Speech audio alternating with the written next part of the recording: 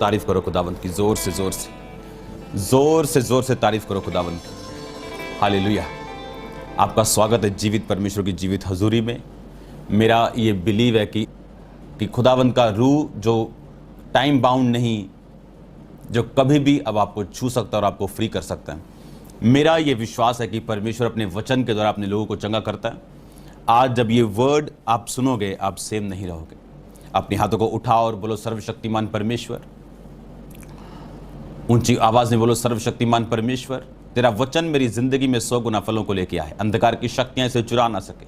प्रभु यीशु मसीह के पवित्र और सामर्थी नाम में हम मांगते हैं, आमीन आमीन। आज मैं परमेश्वर का हार्ट, उसका हार्ट क्या है आपकी लाइफ के लिए, आज मैं इस विषय में आपसे बात करूंगा। क्यों परमेश्वर हमें हील करे, क्यों परमेश्वर हमें ब्लेस करता है, वो क्यों हमारी जिंदगियों में काम करता है, उसका पर्पस क्या है, उसका कारण क्या है कि परमेश्वर हमारी जिंदगी में काम करता है, या हमारा माइंडसेट क्या होना चाहिए कि परमेश्वर हमारी जिंदगी में क्यों काम करे। आज का वचन का टॉपिक जो है, शीर्षक है, वो है सर्व द लॉर्ड, प्रभु की सेवा करो। तो आज पार्ट 1 है, आपने ध्यान से सुनना। मैं आपको आज लेके जाऊंगा लूका 5, उसकी 1 आयत से लेके 11 आयत तक हम उसे पढ़ेंगे।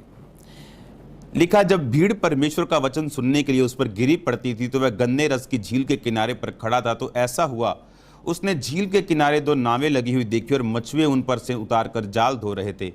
उन नावों में से एक पर, जो शमौन की थी, चढ़कर उसने विनती की, किनारे से थोड़ा हटा ले चले। तब वह बैठकर लोगों को नाव पर से उपदेश देने लगा। जब वह बातें कर चुका तो शमौन ने कहा, गहरे में ले चलो और मछलियां पकड़ने के लिए अपने जाल डालो। शमौन ने उत्तर दिया, हे स्वामी, हमने सारी रात मेहनत की और कुछ ना पकड़ा, तो भी तेरे कहने से जाल डालूंगा।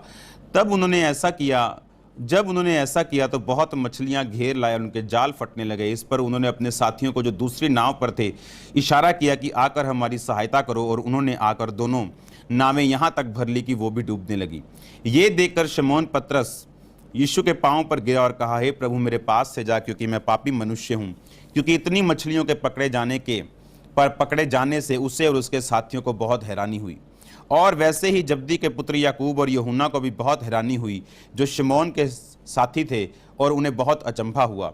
तब यीशु ने शमौन से कहा, मत डर, अब से तुम मनुष्यों को जीवित पकड़ा करेगा। तब वे नाव को किनारों पर ले गए और सब कुछ छोड़कर उसके पीछे हो गए।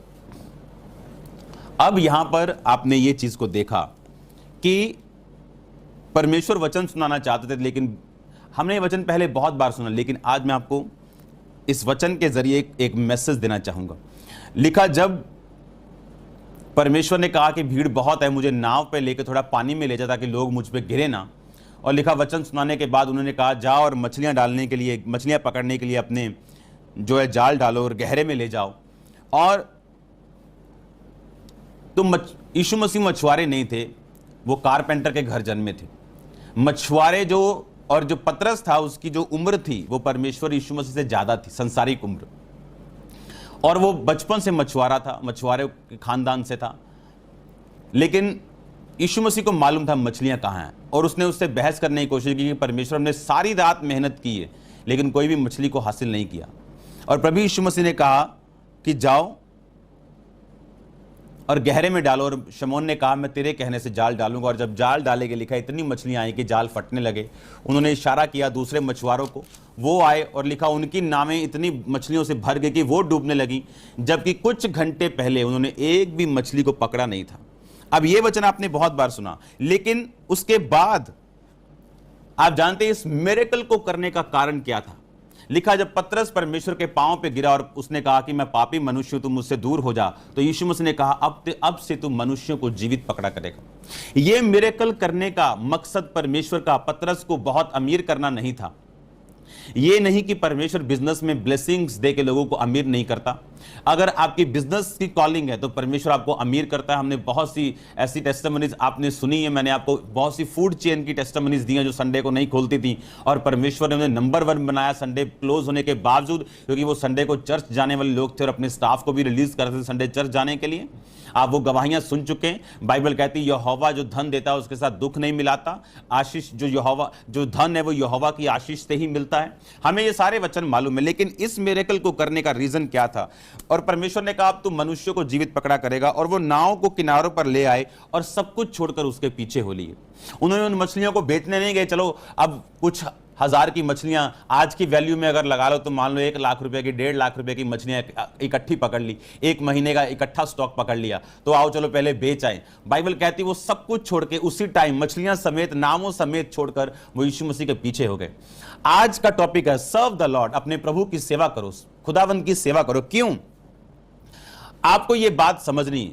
हम आज वचन पढ़ेंगे रोमियो 12 उसकी 11 आयत। उसमें लिखा प्रयत्न करने में आलसी ना हो, आत्मिक उन्माद से भरे रहो, प्रभु की सेवा करते रहो।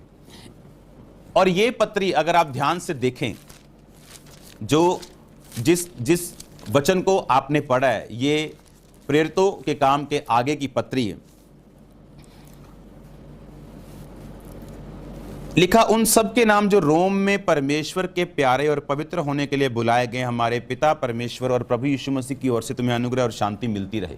यह वचन जो हमने रोमियो से पढ़ा, यह रोमियो को लिखा गया था, और यह रोमियो सिर्फ विश्वासियों को या सिर्फ पास्टर्स को या प्रेरितों को नहीं लिखा, परमेश्वर की सेवा करते रहो।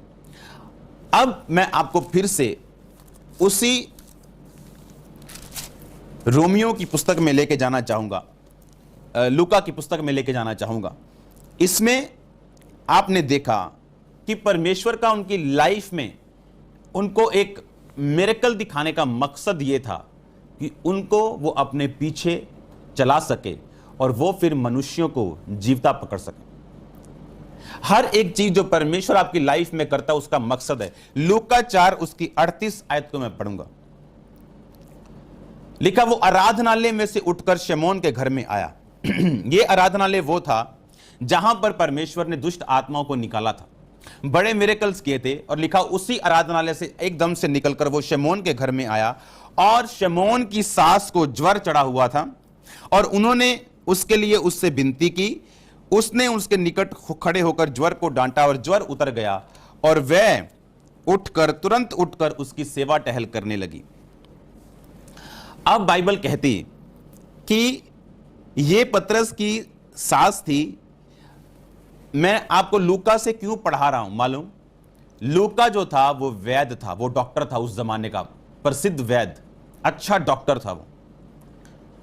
अगर आप लूका की हीलिंग्स जो लूका ने रिकॉर्ड की हैं, जो लूका ने बाइबल में लिखी, अगर आप उनको देखेंगे तो सारी हीलिंग से वो अलग मिलेंगी आपको। किसी ने नहीं लिखा ज्वर चढ़ा हुआ था। सिर्फ लूका की पुस्तक में अगर आप 38 आयत को पढ़ें कि उसकी सास को, पढ़ेंगे उसको स्क्रीन पे, कौन है स्क्रीन के ऊपर, उसकी सास को ज्वर चढ़ा हुआ था। आपने देखा उसकी सास को ज्वर चढ़ा हुआ था, और बाकियों में अगर आप पढ़ेंगे तो ऐसा नहीं लिखा। एक डॉक्टर अपने एक्सपीरियंस्ड, अपनी पढ़ाई को फॉर गॉड्स ग्लोरी उसने यूज किया। अगर आप बहुत सी गॉस्पल पिक्चर्स देखें, वो लूका की पुस्तक से बनाई जाती हैं। लूका की पुस्तक, अगर आप यूहन्ना का सुसमाचार पढ़ें तो वो आपको आगे पीछे मिलेगा। पहले ही यरूशलेम की बात मिलेगी, उसके बाद हीलिंग्स मिलेंगी। अगर आप लूका की पुस्तक को पढ़ें, आपको कंप्लीट एक चीज देखने को, और अगर आप इसको डीपली पढ़ें तो लूका बड़ा डीपली खुदावंद को स्टडी करता था। जब हीलिंग होती थी तो उसने लूका के, अगर आप पुस्तक को पढ़ें ध्यान से, मैं आपको इस 3 या 4 जितने भी उसके पार्ट हुए इसमें मैं आपको पढ़ाऊंगा, तो उसने लिखा कि यीशु मसीह ने अकेले अकेले पर ले हैंड करके उन्हें चंगा किया। लेकिन इतनी क्लियरेंस से, इतनी डेप्थ से किसी भी बंदे ने नहीं लिखा। क्यों?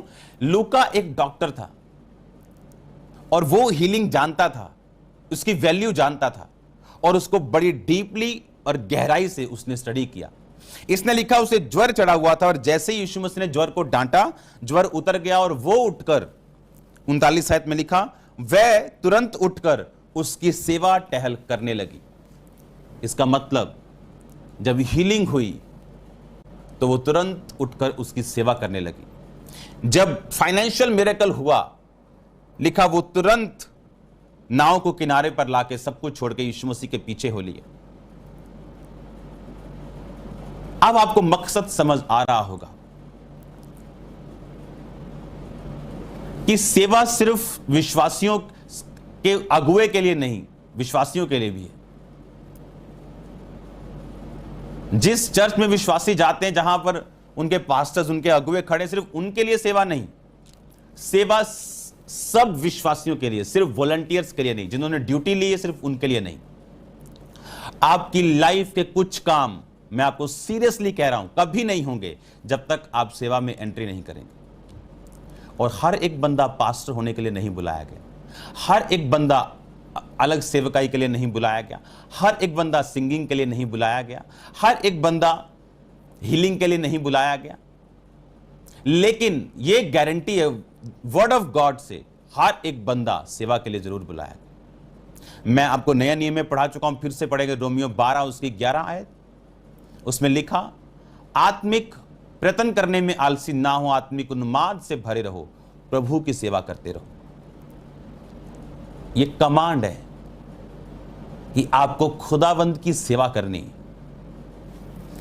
यहोशू 24 उसकी 15 आयत को हम पढ़ेंगे अपनी स्क्रीन के ऊपर।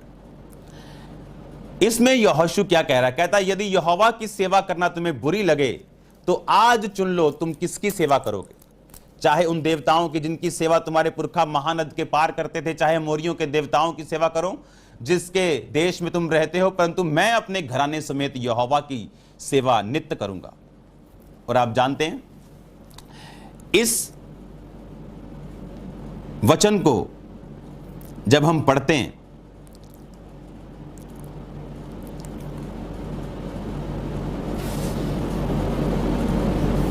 इसकी 18 आयत को मैं पढ़ूंगा, आप मेरी ओर देखो। और हमारे सामने से इस देश के रहने वाले मोरी और सब जातियों को निकाल दिया है, इसलिए हम भी यहोवा की सेवा करेंगे, क्योंकि हमारा परमेश्वर वही है।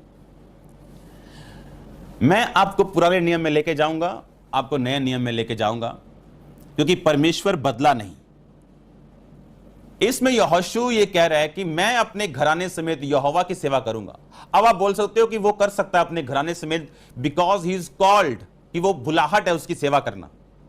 अगर यहोशू की बुलाहट थी सेवा करना, तो उसने फिर बाकियों पब्लिक को क्यों बोला, खुदावंद के लोगों को क्यों बोला, इजरायलियों को क्यों बोला कि तुम देख लो कि तुम किनके देवताओं की सेवा करोगे, मैं अपने घराने समेत यहोवा की सेवा करूंगा। फिर वो कहते हैं कि दूसरों की सेवा करना हमसे दूर रहे, हम यहोवा को त्याग कर उनकी सेवा ना करें। जो यहोवा हमको मिस्र से निकाल कर लेके आया और सब जातियों को दूर किया हमारे बीच से, हम भी उसी परमेश्वर की सेवा करेंगे। पुराने नियम में भी यहोशू ये कह रहा है कि तुम सबको खुदावंद की सेवा करनी। नया नियम में भी मैं आपको और पढ़ाऊंगा एक आयत को, जहां वो कह रहा है कि हमें खुदावंद की सेवा करनी। हर एक विश्वासी, चाहे वो बिलीवर हो, वॉलंटियर हो, पास्टर हो, प्रेरित हो, प्रॉफिट हो, हर एक जन परमेश्वर की सेवा के लिए बुलाया गया। आप जानते हैं, कुछ लोग क्रिश्चियन होने के बावजूद अपनी लाइफ में कुछ मिरेकल्स को, कुछ ब्लेसिंग्स को नहीं ले पाते, क्योंकि वो कभी भी खुदावंद की सेवा में नहीं आते। उनको लगता है कि मैं बिलीवर हूं। कुछ तो ऐसे बिलीवर हैं जो सिर्फ क्रिसमस को चर्च जाते हैं और ईस्टर को जाते हैं, वो उनको बिलीवर नहीं बोल सकते आप, वो बिलीवर नहीं। कुछ लोग हैं जो पूरी तरह से संसार में रचे हुए हैं, फंसे हुए हैं, और संडे चर्च जाते हैं, उनका पास्टर भी उनको जानता नहीं, कुछ नहीं किया उन्होंने, बस अटेंड किया और भाग गए घर में।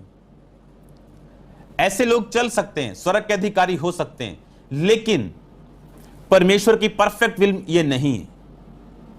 आपको कहीं ना कहीं से परमेश्वर की सेवा को चुनना होगा। अब अगर आप यहां पे देखें, पतरस की सास ने लंगड़े चंगे नहीं किए, पर बाइबल कहती है उसने सेवकों की, पतरस की, खुदावंद की सेवा की, उनकी सेवा टहल की। जब पतरस की लाइफ में मिरेकल हुआ, वो सब कुछ छोड़ के परमेश्वर के पीछे हो गया।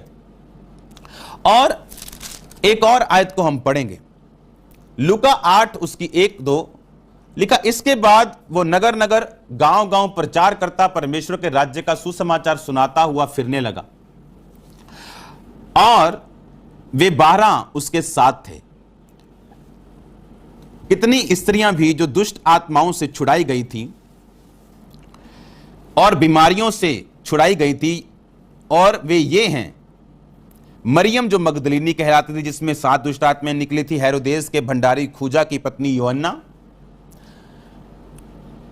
और सुसन्ना और बहुत सी अन्य स्त्रियां, ये अपनी संपत्ति से उसकी सेवा करती थी। अब ये औरतें दुष्ट आत्माओं से छुड़ाई गई। इनमें कौन था? मरियम मगदलीनी, जिनमें से 7 दुष्ट आत्माएं निकली, हेरोदेस का भंडारी, राजा का भंडारी,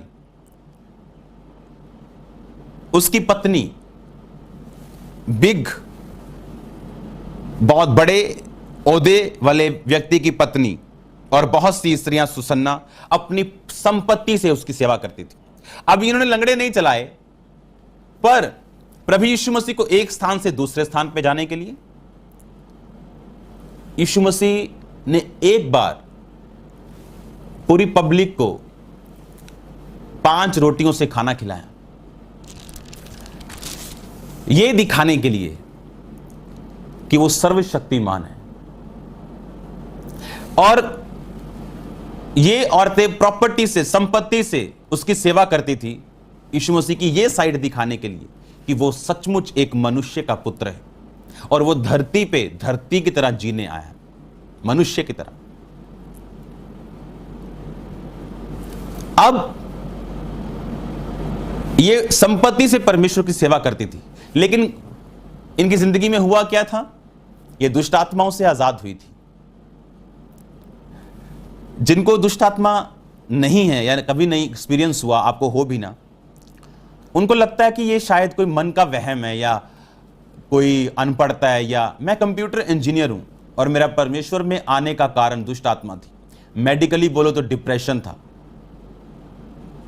इंसानी दृष्टि से बोलो तो पागलपन के दौरे थे, लेकिन आत्मिक दृष्टि से बोलो तो दुष्ट आत्मा थी। और ये एक्सपीरियंस बीमारियों से भी बड़ा है और गंदा है। इसीलिए लोग आपको मिल जाएंगे जिनको कैंसर है, लेकिन वो आत्महत्या नहीं करेंगे, लेकिन डिप्रेशन का रोगी आपको सुसाइड करता नजर आ जाएगा। ये उस डिप्रेशन से और दुष्ट आत्माओं से फ्री हुई थी। अब फ्री होकर ये घर पे नहीं बैठ गई कि हाँ हाँ प्रभु ने मुझे आजाद कर दिया, मैं गवाही दे दूंगी।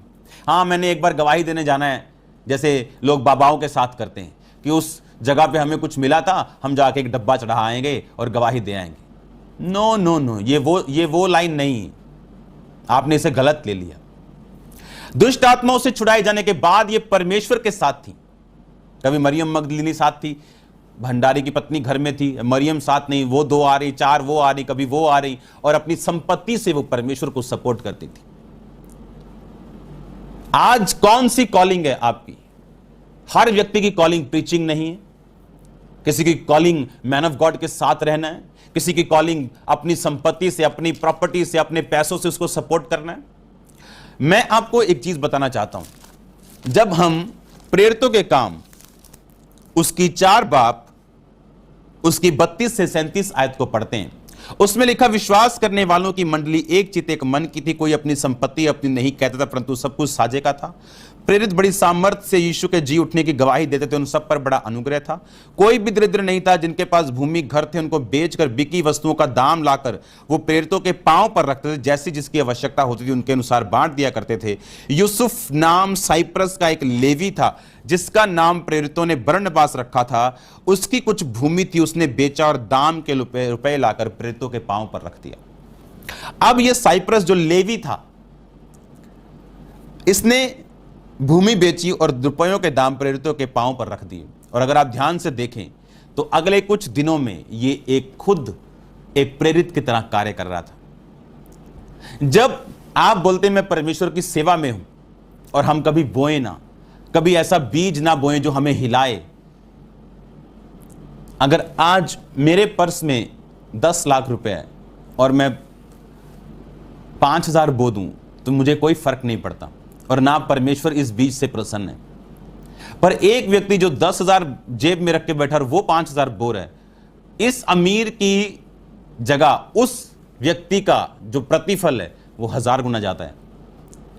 परमेश्वर ये दिखाता है कि मैं 5 रोटियों से सबको पेट भर सकता हूं, मुझे किसी की जरूरत नहीं। पर वो हमें मौका देता है ताकि हम अपना ध्यान अपने पैसे, अपने बिजनेस, अपनी लाइफ पर ना लगा के हम ये साबित कर सके परमेश्वर को कि हमारा ध्यान हमारे पैसों की ओर नहीं, इसलिए हम बोर हैं। हमारा ध्यान हमारे टाइम की ओर नहीं, इसलिए हम तेरा पीछा कर रहे हैं। हर एक व्यक्ति अपनी कॉलिंग को पहचाने, बाइबल कहती, क्योंकि कुछ ब्लेसिंग्स ऐसी, मैं आपको फिर कह रहा हूं, वो आपको तब तक नहीं मिलेंगी जब तक आप उसकी सेवा में नहीं आएंगे। अब आप देखो परमेश्वर की किस तरह से आप सेवा कर सकते हो। आप लोगों को सुसमाचार पहुंचा सकते हो। अगर आप बातें करने में बहुत अच्छे हो, कुछ लेडीज बातें करने में बहुत अच्छी हैं, अगर किसी के घर के पास किसी की दूसरी लेडीज के पास बैठ जाए तो उस घर में लड़ाई करवा सकती हैं या उस घर का सुलह करवा सकती हैं। उनमें इतनी कन्विंसिंग पावर है, लेकिन क्या वो अपनी कन्विंसिंग पावर को यीशु मसीह के लिए यूज कर सकती हैं? तो ये उनकी सेवा होगी। एक बात को याद रखो, परमेश्वर आप क्या चाहते हो, आपकी मर्जी क्या है, आपको क्या चाहिए, इस बात से आप चंगे नहीं होते, इस बात से आप डिलीवर नहीं होते। अगर ऐसा होता तो कोई भी हॉस्पिटल में मां का एक लौता बेटा मरता ना, क्योंकि हर मां रोती और कहती रब्बा इन्हू चंगा कर। हर पत्नी यही कहती है अपने पति को कि प्रभु इसे चंगा कर, क्योंकि मेरा एक ही सहारा है। रोने से और दुख की उसकी जो कैपेसिटी है, उसका जो बड़ापन है दुख का, उसको देख के परमेश्वर आपको हील नहीं करता, आपके फेथ को देख के वो हील करता है। उसने ये नहीं कहा तू बहुत सालों से बीमार था इसलिए मैं तुम्हें चंगा करता हूं, उसने कहा तेरे विश्वास ने तुम्हें चंगा किया। उसने ये नहीं कहा तू बचपन से लंगड़ा है इसलिए मैं तुम्हें चंगा करता हूं, उसने कहा उसकी आंखों में ये विश्वास देके कि उसको चंगा हो जाने का विश्वास है, उसने कहा अपना हाथ उठा के कि उठ और चल फिर। बाय फेथ आप हील होते, ना कि आपकी बीमारी कितनी बड़ी। मैंने कुछ लोगों को रोते हुए देखा अपनी बीमारियों के लिए, अपनी चीजों के लिए, जबकि वो इतने गिफ्टेड है कि खुदावंद का काम कर सकते हैं लेकिन करते नहीं। और यही चीज हिंड्रेंस है, यही चीज एक रुकावट है आपकी ब्लेसिंग्स के लिए और उस छुटकारे के लिए जिसको आप चाहते हो। मैं मीटिंग्स करवाने का बहुत शौकीन था, क्रूसेड्स करवाने का बहुत से क्रूसेड करवाता था। कारण क्या था कि मैं हील हो जाऊं, और लोग हील होते थे, डिलीवर होते थे, उसके बाद चर्च आते थे, गवाहियां देते थे, लेकिन मैं वैसे का वैसा ही था, क्योंकि मेरे मन की उमंग ये थी, मेरे मन का कहना यह था कि मैं हील हो जाऊं, और मेरे मुंह के वर्ड्स थे अगर मैं हील ना हुआ मैं सुसाइड कर लूंगा। और प्रभु मुझे हील नहीं कर रहा था जब तक मेरा फेथ उसे नजर नहीं आया। जब मैंने ये बोला कि परमेश्वर तू हील कर ना कर, अब मैं तेरा काम करूंगा, ये विश्वास से अगर मैं लोगों के लिए ब्लेसिंग बनूंगा तो मैं खुदाबंद मुझे भी ब्लेस करेगा। और इस बात को सीखने के लिए मुझे लाखों खर्च करने पड़े, इस बात को सीखने के लिए मुझे इमोशनल पेन से गुजरना पड़ा, रोने से गुजरना पड़ा, दुखों से गुजरना पड़ा, इमोशनल पेन से एवरी डे गुजरना पड़ा, सालों गुजरना पड़ा, एक बात को सीखने के लिए जो आप आज आराम से सीख रहे हो कि अगर आप उसकी सेवा करेंगे तो वो आपको छोड़ेगा नहीं। अगर आप उसकी सेवा करेंगे, आप गॉड्स की प्रायोरिटी लिस्ट में, आप उसके फ्रंट सीट के मेंबर हो, आप उसके वीआईपी मेंबर हो। लिखा वो यूहन्ना से अधिक प्यार करता था। लोग बोलते खुदा सबसे एक जैसा प्यार करता है, ये गलत। स्वर्ग में भी एक जैसे घर नहीं है, स्वर्ग में भी अलग अलग घर हैं, साइजेस अलग अलग हैं, ओहदे अलग अलग हैं, रैंक्स अलग अलग हैं। दुष्ट आत्माओं में भी अलग अलग रैंक हैं, आत्मिक चीजों में भी अलग अलग रैंक हैं। यीशु लिखा यूहन्ना से अधिक प्यार करता था, यानी किसी से कम भी करता, किसी से और कम करता। ये हम पे निर्भर करता है। अगर आप उन औरतों को देखो, लिखा वो दुष्ट आत्माओं से छुड़ाई गई थी। उस वचन को दोबारा पढ़ेंगे हम, लूका 8 उसकी 1 से लेकर 3 आयत। इसके बाद वो नगर नगर और गांव गांव प्रचार करता हुआ परमेश्वर के राज्य का सुसमाचार सुनाता हुआ फिरने लगा। और वो 12 उसके साथ फिर कितनी स्त्रियां भी जो दुष्ट आत्माओं से और बीमारियों से छुड़ाई गई थी, वो ये हैं, मरियम मगदलिनी जिससे 7 दुष्ट आत्माएं निकली थी, हेरोदेस के भंडारी खोजा की पत्नी योहन्ना और सुसन्ना, और बहुत सी स्त्रियां जो अपनी संपत्ति से उसकी सेवा करती थी। दुष्ट आत्माएं निकली थी, बीमारियों से छुड़ाई गई थी। पतरस की सास को चंगा किया, वो सेवा टहल करने लगी। एक फाइनेंशियल मिरेकल देखा, वो परमेश्वर के पीछे हो ली। हर एक चीज के लिए परमेश्वर का मकसद है कि आप उसकी सेवा करें। क्यों हम फाइनेंशियल ब्लेसिंग को मांग रहे हैं आज? ताकि मेरा बिजनेस चल जाए। ये गलत प्रार्थना है। फॉर गॉड्स ग्लोरी जो आप मांगेंगे, खुदावंद की महिमा के लिए, परमेश्वर आपको देगा कि खुदावंद मैं तेरी महिमा करना चाहता हूं, मुझे बड़ा चर्च चाहिए। खुदावंद ने दिया। हालेलुया। मुझे एक प्रेयर माउंटेन चाहिए जहां तेरे लोग तेरी सेवा कर सकें। अब प्रेयर माउंटेन का काम शुरू है इस हफ्ते, और आप जल्दी प्रेयर माउंटेन में एंट्री कर पाओगे। और जब आप प्रार्थना करके निकलोगे आपको मालूम होगा कि किसी करंट वाली जगह से आप निकले हो। हालेलुया। तो आपको यह चीज बड़े ध्यान से समझनी है कि परमेश्वर कहता है मेरी सेवा करो। यहोशू अगर सेवा सबके लिए नहीं होती तो कभी ना कहता। वो ये कहता कि मैं अपने घराने समेत यहोवा की सेवा नित्य करूंगा और तुमको भी यहोवा के पीछे चलना होगा और तुम्हें भी यहोवा की आज्ञाएं माननी होगी और हमारा साथ देना होगा। उसने कहा मैं भी सेवा करूंगा और तुम भी सेवा करो। हाँ, उसकी कॉलिंग अगुए की है, लेकिन किसी की कॉलिंग अलग है, दूसरे की कॉलिंग फाइनेंशियल सपोर्टर है, कोई प्रार्थना का सपोर्टर है, कोई अलग अलग तरह से, ताकि बाइबल कहती कलीसिया उन्नति पाए, मसीह की देह उन्नति पाए। हर एक बंदा, अगर हम अपनी सेवा को मिस कर देंगे, हम अपनी ब्लेसिंग्स को मिस कर देंगे। मैंने आपको टेस्टमेंट बताया कि चर्च को एक टाइम था जब सीए की जरूरत थी और चर्च में बोला जाता था कि सीए चाहिए। कौन है सीए? और कोई नहीं आता था। और एक टाइम था जब चर्च में आज अबंडेंस ऑफ ब्लेसिंग्स हैं और अब चर्च में से उठ के लोग आ रहे कि हम सीए हैं। अच्छा, आप सीए, आप चर्च मेंबर हैं? हाँ। कितने साल से? 7 साल से। हाँ, हम पहले अनाउंस कर रहे थे चर्च हमें सीए चाहिए, आप तब क्यों नहीं आए? बस तब मैं आया नहीं, अब नहीं चाहिए। अब वो टाइम जा चुका है। वो तब चाहिए था, अब नहीं चाहिए। आज जो परमेश्वर आपसे चाहता है उसे आज चाहिए, कल नहीं। हो सकता है जो आज बीज की जरूरत, फाइनेंशियल सपोर्ट की जरूरत आज हो, वो कल ना हो। जितनी ब्लेसिंग्स आज जब एक काम चल रहा है खुदावंद का, उस पर बोने में मिले, कल ना मिले। आज जो परमेश्वर आपके सामने रख रहा है, अगर आपने उसे ग्रैब, उसे पकड़ लिया, तो हम अपने हार्ट डिजायर को पूरा होते हुए देखेंगे। आप बहुत कम लोग ये जानते हो, जब हार्ट डिजायर्स पूरी होती, दिल की इच्छाएं पूरी होती, जब आपकी दिल की इच्छाएं पूरी होती, ये एक मार्वलस चीज है। धर्मी की लालसाओं को वो तृप्त करता है। धर्मी की लालसाओं को बाइबल कहती वो तृप्त करता है। आप तैयार हैं अपनी लालसाओं, अपनी हार्ट डिजायर्स, और ये उन लोगों के लिए नहीं जो यीशु मसीह को एक प्रार्थना पूरा करवाने का एक जरिया मानते हैं और अब क्रिश्चियन मानते हैं और सब दिन वही करते हैं जो उनको पसंद है। आप जानते हैं बहुत सी चीजें, अगर आप खुदावंद की सेवा में हो, चाहे वो कोई भी हो, आप चर्च के फाइनेंशियल सपोर्टर हैं, आप वॉलंटियर हैं, आप प्रेयर पार्टनर हैं, आप फास्टिंग पार्टनर हैं, आप किसी भी तरह की सेवा में, आप जानते हैं आप खुदावंद की जिम्मेवारी बन जाते हैं।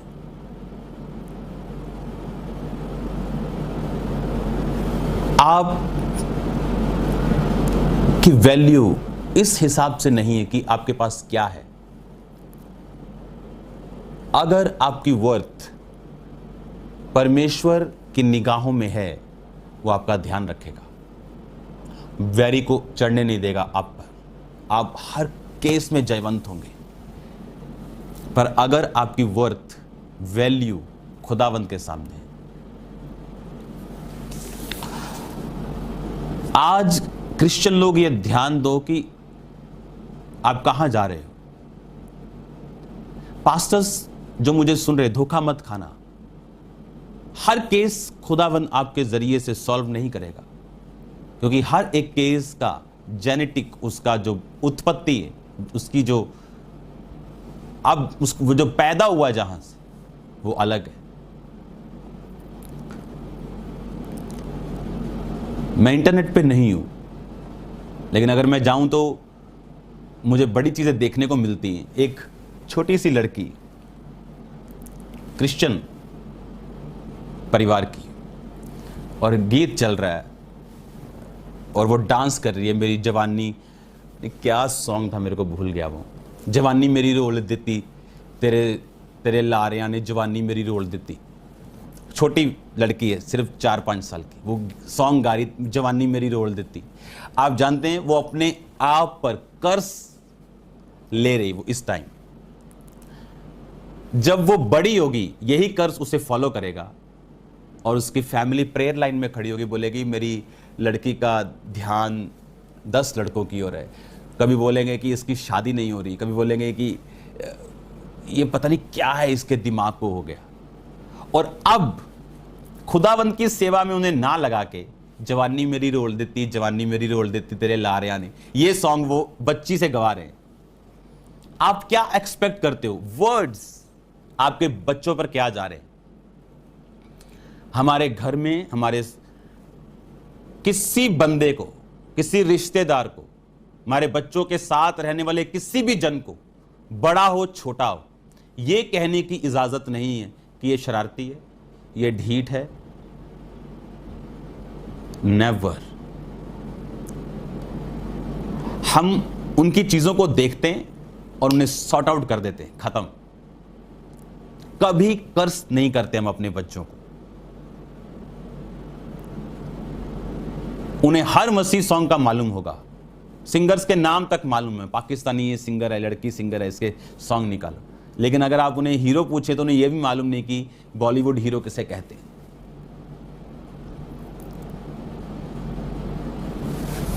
अगर आप सेवा करेंगे अब से अपने घराने समेत तो कौन बचेगा? आपका घराना। अगर मैंने सेवा की 2004 से, कौन बचा? मैं। ब्लेस कौन हूं आज? मैं। मेरा परिवार किसका ब्लेस है? मेरा। आप इमेजिन करो मेरी लाइफ को कि मैंने अपने बाप को बैप्टाइज किया, अपनी मां को बैप्टाइज किया, मेरे भाई ने मेरे साथ बपतिस्मा लिया था, सिर्फ वही बचा है।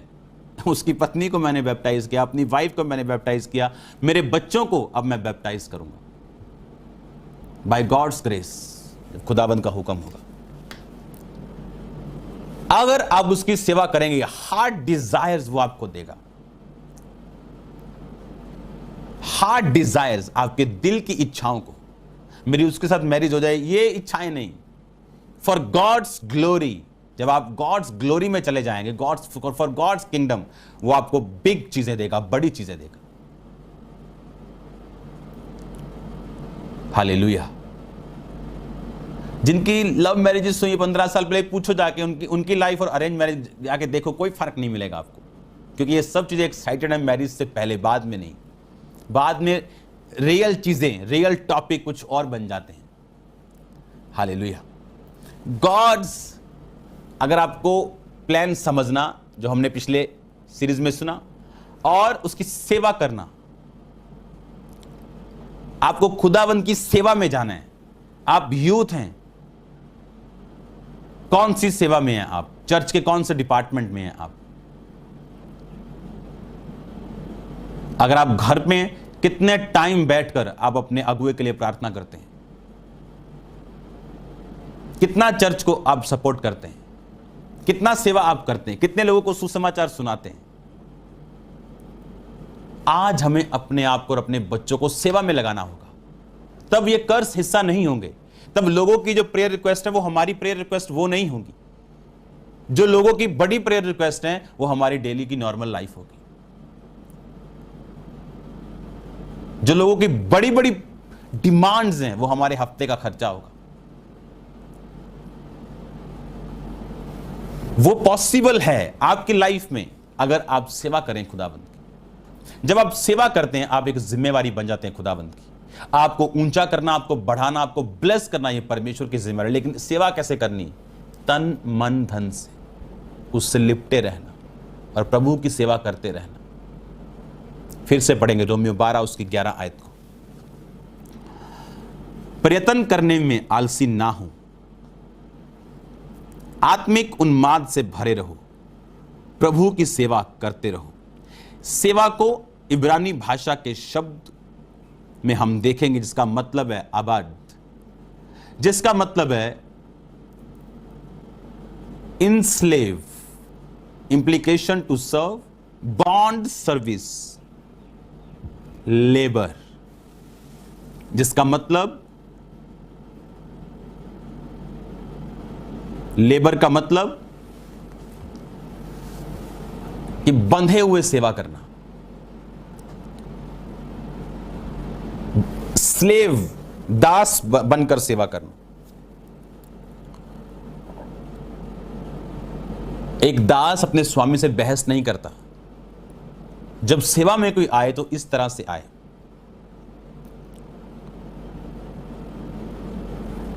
और जब आप बाइबल में देखते हैं कि खुदावंद के काम करने का मकसद आपकी लाइफ में अल्टीमेटली आपको सेवा में इन्वॉल्व करना है, उसका जो प्राइम, उसका जो सबसे बड़ा मकसद है इस दुनिया में, वो रूहें बचाना है। तो मेरा ये बिलीव है कि जब आप ये बात समझेंगे, आप अपनी लाइफ का हर एक गिफ्ट खुदावंद की सेवा में लगाएंगे। हालेलुया। आज कोई जन लाइटिंग जानता हो और आपकी चर्च को लाइटिंग करने वाले की जरूरत हो और आप वहां ना जाएं, तो यह आपका एक माइनस पॉइंट है। आज आपकी चर्च को एक साउंडमैन की जरूरत हो और साउंडमैन आप हो और आप वहां ना जाएं, तो आपके लिए ये माइनस पॉइंट है। और सबसे बड़े घमंड की बात यह है कि एक लाइटमैन सोचता है कि मैं सीधा पहले इस चर्च के हेड से बात करूंगा तो मैं लाइट का काम करूंगा। यह एक घमंड का अनदेखा हिस्सा है और लगता नहीं है घमंड है। मेरे स्पिरिचुअल फादर एक दिन बता रहे थे, एक व्यक्ति को प्रीच करने के बाद बोला कि तुम क्या करोगे। उसने कहा अब मैं जाऊंगा अपने देश में और मैं अपने पास्टर से बात करूंगा कि मैं क्या सेवा करूं। उन्होंने कहा यह घमंड है। और मैं भी सुन रहा था कि पकड़ लिया कि यह घमंड है कि तुम एक छोटा सा काम करने के लिए पहले अपने पास्टर से बात करने के लिए जाओ। यह घमंड है, यह प्रॉब्लम है। मुझे अगर अपने चर्च में काम करना है तो मुझे किसी साइन लेटर की जरूरत नहीं है इस कुर्सी को एक जगह से दूसरी जगह हटाने के लिए कि मुझे अथॉरिटी चाहिए जी, मैं कुर्सी को हाथ कैसे लगा दूं। मुझे एक कुर्सी को दूसरी जगह लगाने के लिए अथॉरिटी चाहिए। ये घमंड है, ये शैतानी वेदियां हैं, चाहे आप क्रिश्चियन हो चाहे नॉन क्रिश्चियन। अगर आप इतने बुद्धिमान हैं, आप घुस जाएंगे और सेवा करेंगे, सब कुछ करेंगे आप, लेकिन मुझे बात करनी है पहले, ये प्रॉब्लम है। ये सेवा नहीं, कुछ आप और करना चाहते हैं। जो सेवा करना चाहता है वो अपना ड्यूटी लेगा और सेवा कर देगा, लेकिन जो सिर्फ बातें करना चाहता है वो बातें ही करेगा सालों साल। और सेवा करने से अगर आज हम नहीं खड़े होंगे तो खुदाबंद हमसे बेटर कोई और खड़ा कर देगा।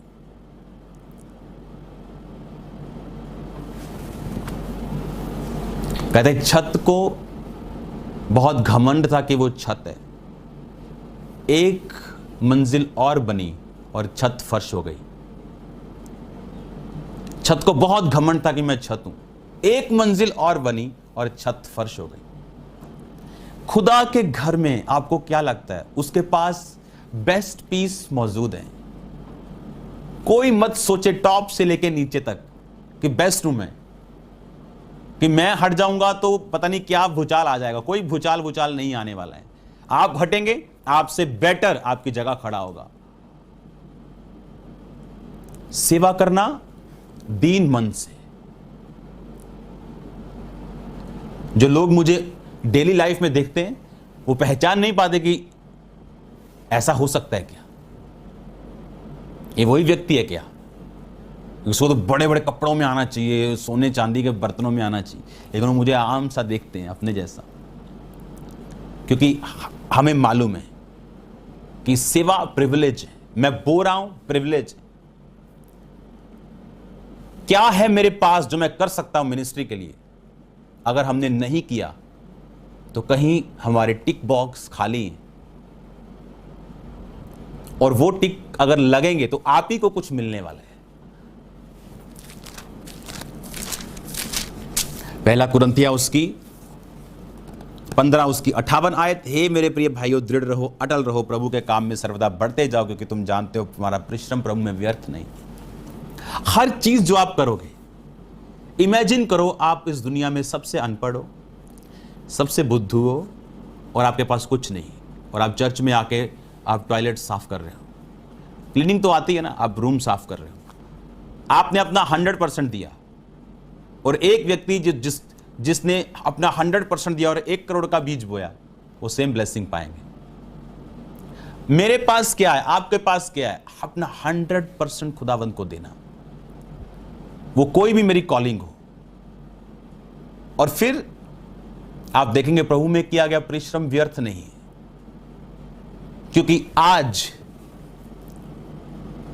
जिस काम की जरूरत खुदाबंद को है और आप कर सकते हैं, कल आपकी जरूरत नहीं होगी, क्योंकि आपसे बेटर कोई आएगा।